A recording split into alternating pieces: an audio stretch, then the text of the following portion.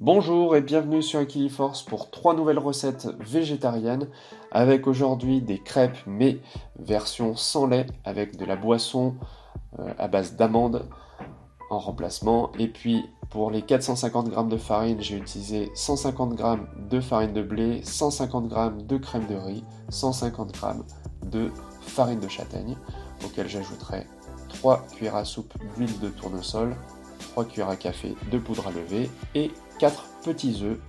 C'est parti pour la démo. Je suis sûr que vous savez faire des crêpes, mais on va réviser les classiques avec le mélange d'abord des farines et de la levure. Je fais un petit puits dans lequel je mets les 4 œufs et l'huile.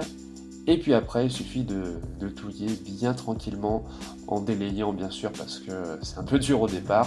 Mais voilà, les 750 ml de lait, donc ça fait 75 centilitres ou 3 quarts de litre de lait végétal, lait entre guillemets, vont permettre d'obtenir une pâte tout à fait classique et qui aura un petit goût sucré quand même. Donc pour la partie salée, ça peut être légèrement perturbant. Moi j'ai préféré la version sucrée, mais voilà. Vous allez la couvrir, si vous le voulez comme moi, d'une assiette plutôt que de film plastique.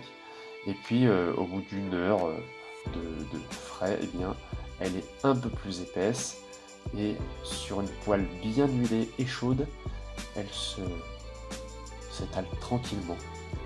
Et on va pouvoir la faire chauffer comme d'habitude à peu près à 4-5 minutes d'un côté, 2-3 minutes de l'autre. Ça nous donnera une bonne base pour faire des versions salées à tester. Passata nature, c'est de la purée de tomate, fromage de chèvre qu'on peut enlever si on est vegan, et puis des olives bio ainsi que du basilic frais sur une moitié seulement de la crêpe puisque je vais la rouler et puis ça suffira en garniture. Et puis j'ajoute une petite salade. En version gourmande, j'utilise de la pâte de spéculoos que j'ai acheté au magasin bio et coopératif que je vous ai présenté récemment.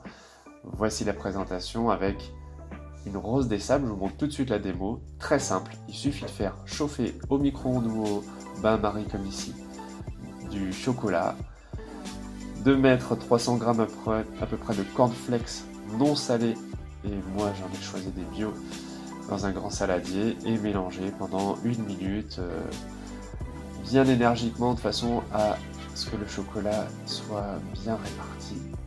Et puis après, il suffira de sortir par exemple des petits moules à muffins et de tapoter sur ces cornflakes qui vont durcir ensemble, qui vont s'agglomérer et ça fera des roses des sables délicieuses. Voilà, j'en ai fait une douzaine avec les quantités que je vous ai montrées. Et on finit par une soupe après toutes ces gourmandises. Donc 4 branches de céleri, 5-6 pommes de terre et puis une demi-courge butternut coupée en morceaux. Le tout recouvert d'eau, mixé et puis chauffé pendant une vingtaine de minutes à la cocotte ou ici au multicuiseur. Puis ça nous donne 2 litres de soupe maison. Je vais vite parce que je vous ai déjà présenté tout ça et j'espère que ça vous a plu. Voici les photos des recettes. Dites-moi si elles vous ont plu, encore une fois, ça fait partie de ce que j'aime, les échanges sur Equiliforce, et j'espère que vous allez vous régaler. À très bientôt.